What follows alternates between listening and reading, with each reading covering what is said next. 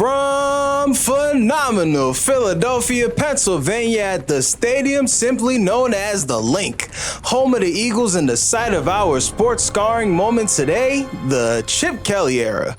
The Eagles just fired their long-tenured head coach Andy Reid, and they were in search of something new, something fresh, something innovative. So they turned to a scheme guru college coach, and let's just say it didn't go the way they hoped. But I brought in Eagles superfan Wilkins Petitfrere to tell you all about it. Don't forget to like, comment, subscribe, but most importantly, enjoy this episode of Sport. Welcome, Chip, as the new head coach of the Philadelphia Eagles. What the hell is going on? It's the news that has Philadelphia in shock tonight. Eagles running back LeSean McCoy will be traded. This was barely anything you got for him. Twice. These are key players. The Philadelphia Eagles dropped a bombshell announcement. Head coach Chip Kelly has been fired.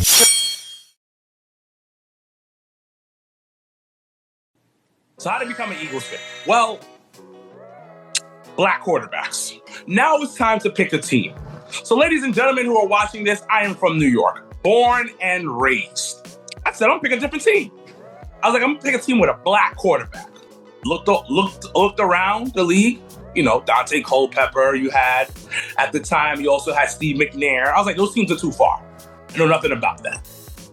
Donovan McNabb, Philly, black quarterback, let's go. And I rode that wave since then. And to be honest, the 20-something years I've been a Philadelphia Eagles fan hasn't been that bad. The early to mid-2000s Eagles were an interesting bunch. Wilkins being a young lad, I wonder what he remembers from this era. Theo, doing sit-ups in his driveway while talking to the media. That's what I remember. I remember NFL 2K5, I think it was. Yes, 2K5. Terrell Owens on the cover. I remember when I was just like, oh my God, we going to the Super Bowl. I even remember the multiple back-to-back NFC Championship games with Donovan McNabb, little chunky boy in his chunky soup commercials. And I remember those times. That was the time. Multiple NFC Championships games. We went to the Super Bowl and we lost to the GOAT. The Andy Reid era was amazing. It was an amazing time. We just never got over the hump. But after all those fond memories of Big Red and T.O. and McNabb, a big change was on the way. What was Wilkins' thoughts with Chip Kelly on the horizon? So at the time, I didn't really watch college football. I'm in college at the time. I was like, okay, this makes sense because he crushed it in Oregon. So I was like, okay, this makes perfect sense when I was hearing the rumors about it, because I would read newspaper articles. Look how old I am. Let's be on my 56K modem, scrolling, looking for stuff about it. And I was like, oh, this sounds pretty great. Yes, damn, mother is old. I'm in my 30s. So it made sense. It made sense, but I didn't know enough. Not knowing enough would be famous last words if, strangely, it didn't start out so well. Oh, this is kind of dope. It's working. It's not perfect, but like any relationship in the beginning, you have to know each other. So it's his first year coaching NFL players. So, all right, let's see how this goes, because we made it to the playoffs. We got knocked out the first round, but we still made it to the playoffs. So awesome. Let's go. I was genuinely excited for potentially what we could have done. Because it's like, oh, we're gonna go with speed, because we had the team that was built for speed. We had DeSean Jackson, LeSean McCoy. We had that no-huddle offense, and also he was low-key still playing that West Coast offense. So it's like short yardage play, speed off. So it was like, okay, this might be a good thing. Which begs the question, when and where did it all go so terribly wrong? I think it happened towards the second half of the second season, when turnovers started going up a little bit, and I think teams started figuring us out. So one of the things that people don't talk about is Chip Kelly was all about simplifying the offense. All right, we're going to take the offense from here and bring it down right here. Now, People forget that there is a bunch of motherfuckers in a dark room studying your team almost 24/7. So yeah, you're doing this no-huddle offense. There's all this new things. All right, bet. We're going to spend the next week, multiple weeks, months studying to see where chink in the armor or the holes in the offense and defense is. So yes, you made it more, you simplified the offense and the defense, but is this really going to work? And I think one of the biggest problems I had with Chip Kelly was that he took over the personnel, where he was basically the GM. People don't talk about the fact that Howie Roseman at one time got demoted because of Chip Kelly. Yes, you heard him correctly. One of the greatest GMs to ever live got demoted for a college coach. That alone qualifies for an episode of this show. The owner was all in on Chip Kelly. Because on paper, you have to understand, Chip Kelly looked absolutely phenomenal.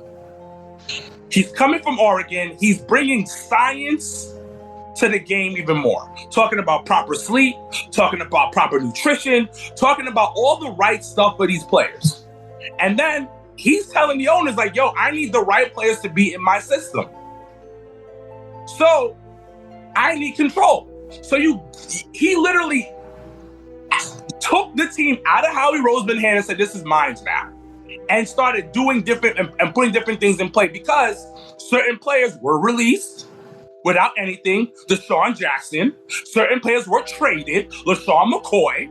That actually fit the offense that he had, which was really pissed me the f*** off on that one. Now, this was a time where the famed Philly fan passion took the wheel. So please, and I do mean please, enjoy the rant. DeSean Jackson had a career season with Chip Kelly.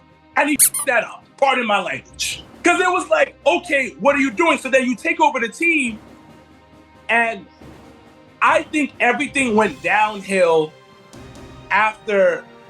really went downhill after the tight end said the racist comment. Riley Cooper said the racist comment. He sent away for a couple of days. Now, this plays a huge factor in going on to what I'm saying of Chip Kelly taking over the entire roster and taking over the control of the team when it comes to picking people for the team. Because honestly speaking, anybody else would be like, yo, Riley Cooper gotta get the f*** out of here.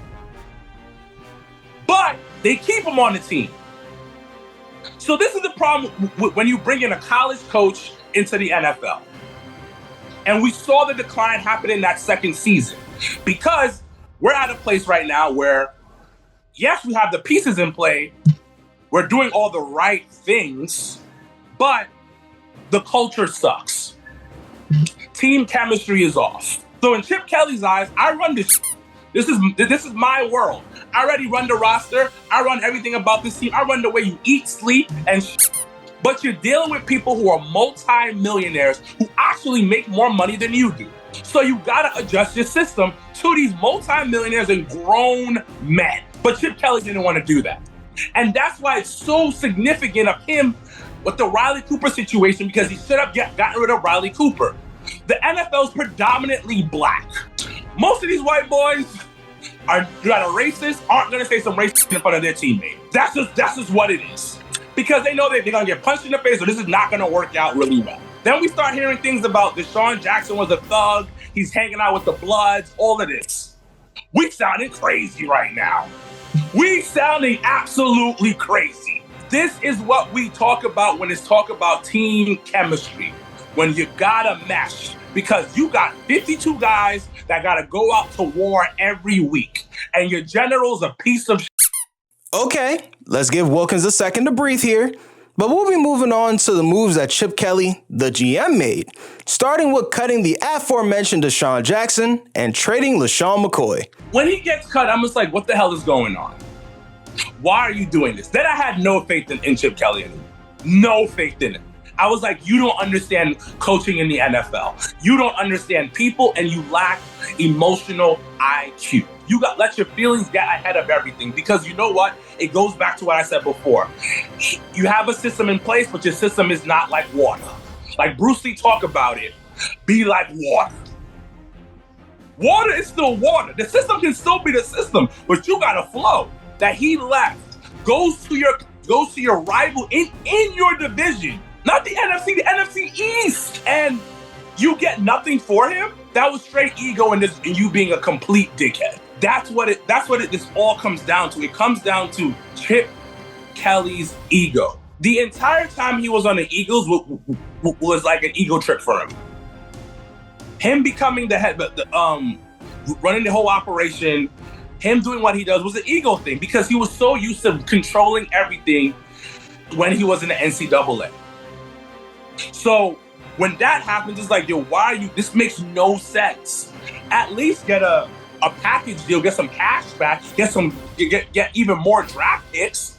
But no, this was barely anything you got for him. Twice, these are key players. This is wide receiver number 1, running back number 1. You traded both of them for barely anything. So that's how I feel about it. So what was the feeling when Chip Kelly finally did get fired? Relief or just ponderance of what comes next? It was thank God and who we're bringing in next. Literally, that's what it was. It was a combination of both. All right, he's gone. This is not working out. Because, honesty, first season, 10-6, go to the playoffs. Second season, also 10-6. We just missed the playoffs. The last season was just a shit show. Because you look at the 7-9 season on paper, you're like, oh, it wasn't that bad. But you look closer, turnovers out deep. Offense wasn't running. And it goes back to what I said earlier, where it's like, yo, the NFL figured this out. The NFL was like, oh, that's the play you're going to do?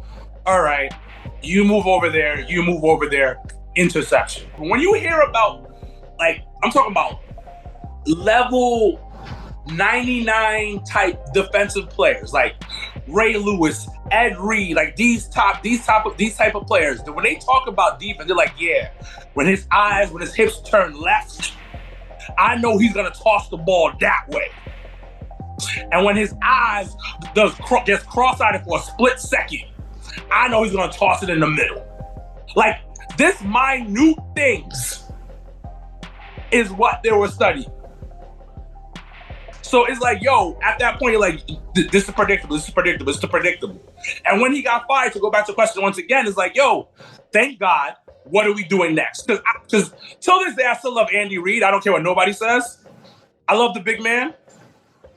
He made my beginning years as an Eagles fan very healthy and happy, regardless of no Super Bowl wins. Let's rinse ourselves of this Chip Kelly ick and go to the next person. And when the next person comes around, we go to a Super Bowl.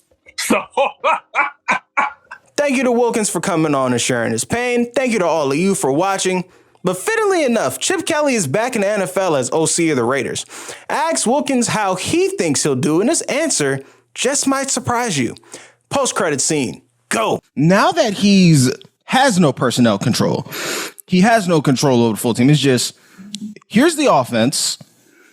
Chip Kelly, do your thing, because Pete Carroll's the defensive coach. So you think it can work? Yeah, because let's think about this. Let's take my feelings out of the situation now, because I'm a very honest dude. He's not stupid. He just was ego-driven, and because you know what?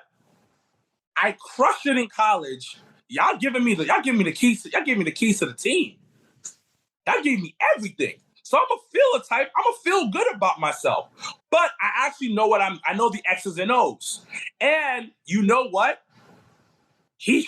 Knowing him, because he is a smart guy, he probably learned from his past experience. Let me fix it. Let me do better. Because low-key, the Raiders do have a good team. They're not gonna do a Super Bowl, but they're gonna win some games, and they're gonna go fast and hard. Because they weren't that bad when last year. It's just that they didn't have the right personnel in place. They just didn't have a They had everything but a quarterback. Yeah. They had everything but a quarterback. Like, you go back and watch it, and that shows how important a quarterback in the NFL is. But I'm looking at the Eagles team this year. I mean, not the Eagles. I'm looking at the Raiders team this year, and I'm so happy you said he's not dumb. But I have to amend that slightly. He's people dumb. Yeah. I hope he's grown since. And we're saying grown about a man that's 61. But like, I hope there's been some maturity since, like you said. But when it comes to the football part, he was just the OC at Ohio State, and he won the national championship with Will Howard. Like, clearly, the man knows a thing or two about football. Yeah. He knows what he's doing. But when it comes to the people side, the less people control he has, I do think there's going to be good results. And I was doing my previews for the Raiders, and I'm sitting there like, man, if y'all were in any other division, y'all might sneak around and make the playoffs. But unfortunately, they're in the Kaiju division in the AFC West, and it's just not going to work out for them.